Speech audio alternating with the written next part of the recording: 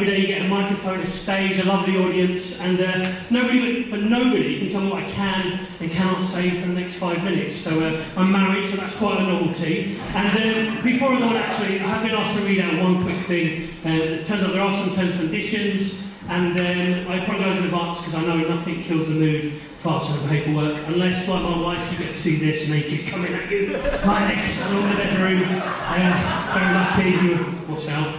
And let's get these terms and conditions out of the way. So I'd like to begin by stating for the record that I'm extremely fortunate to be the devoted husband of a truly exceptional woman who has joined us this evening purely for wholesome and supportive purposes. She is not, and I repeat, not here to monitor, audit, assess, or otherwise gather legally admissible evidence regarding any material concerning any mention of her behaviour, her habits, her tone of voice, or any events leading up to today, Sunday, the 7th of December 2025.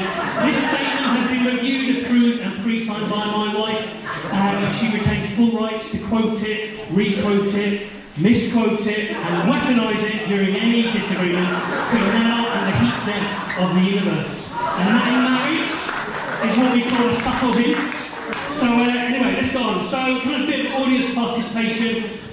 Shout out for me if you've ever heard of Manjaro, the jab. Excellent, brilliant. Now a bit more of a personal question. Who's taken Manjaro, the jab? Anyone? Brilliant, fantastic, well done, sir. Clearly it doesn't work for everybody, but thank you for that.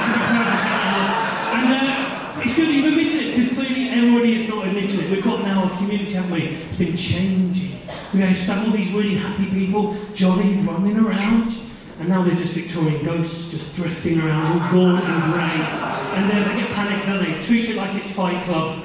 First rule, you don't admit to being on the jab.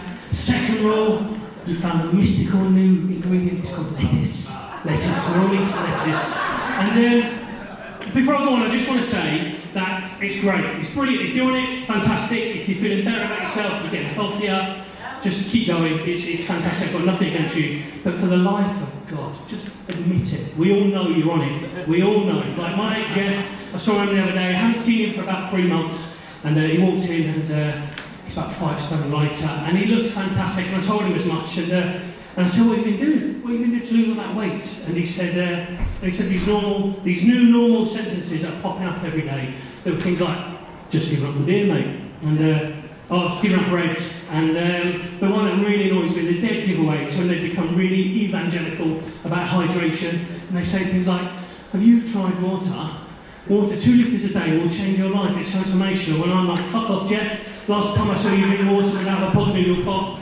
So, but it's not just those that are losing weight, it's those that are in the community, and we can see them, they're getting all fashionable, they've got new wardrobes, and we know what it is, don't we, ladies and gentlemen? It's vintage. We all love vintage, don't we? But not everybody talks about vintage. They always pretend that they've got this new wardrobe from somewhere. You ask them, and they say things like, oh, this little thing, I've had it in the wardrobe for ages, or, oh, I just got it from an independent boutique down the road.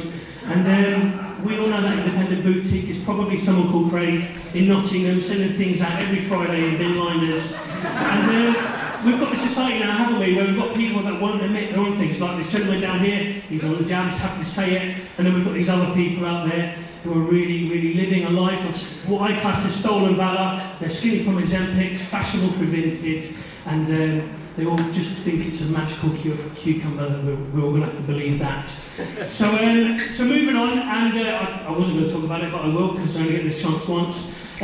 So I've been married for a number of years. My wife, she is here tonight, and we've developed a few systems over the years that have enabled us to get through the joy, should I say, of marriage.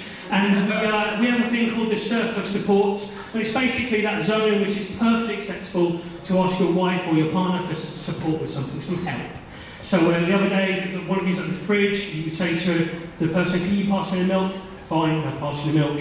And generally the rule is, the circle of support is that room that you're both inhabiting at any one moment. But it turns out over the years there's been a bit of an imbalance in our marriage, and it turns out my circle of support has shrunk to about this big, just where I can reach outside, and if I want some help with something, it has to be in that area, and also my wife has to be there. It needs to be physically touching her elbow, otherwise I'm taking the piss for asking. And on the other side of things though, and actually before I go on, I'll just give a quick shout out to Professor Brian Cox. He's done a bit of research on this, specifically for me. He sent through a paper the other day, and it turns out, it did tell me something I already knew, as my wife's circle of support has been expanding faster than the known fucking universe. And it doesn't matter where I am, if I'm in the bedroom, if I'm in the next county, my wife calls, I've got to be there. So the other day I was up in the shower. I did tell my wife I was up in the shower, of course I did. But she shouts out my name and she screams in that way that I think, fuck, she's being attacked, what's happening?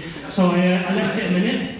And then I quickly jumped out of the shower and I wrapped a towel around myself and I went running down the stairs. And I say running, it's that time of year, we've all seen Home Alone 2, we see the tall chest chugging down the stairs like that, and I was... sorry, nearly. So I got to the bottom, I ran into the kitchen, and there's my wife, and she's over there, stood in the corner. She's just pointing, and I was, what are you pointing at, darling, what's happened? And she says 2 words to me, ladies and gentlemen. She says, the balsamic. And now from that tone, I knew I fucked up. I knew something was about to happen. And she went on a little story. She started by saying, you did use a balsamic yesterday, didn't you? I was like, yes, darling, I did. I used a balsamic yesterday. And you did put it away after you used it, didn't you? I was like, yeah, I did use it. You're right, sorry, I did put it away. You didn't realise, though, you put that 2 to 3 inches further back than you should have, haven't you? And I realised, yes, I had indeed done that, fuck me. And apparently this was a good life lesson for me. And I was filled with really loads of anger, ladies and gentlemen. It was all fizzing through, and I could feel it, and I did the thing that you would expect in that scenario. You're right, I did. I walked over and I grabbed the balsamic, I put it down, and I went back upstairs and I washed off all that shame. Sorry. So I'm just about to finish up now, and I really appreciate everyone coming out to see us today. Particularly, I've got some friends that haven't seen me for a few months, and I know there'll be questions at the end. So let's just clear them up now. So firstly, Ozempic. And do you know where I got this shirt from, everyone?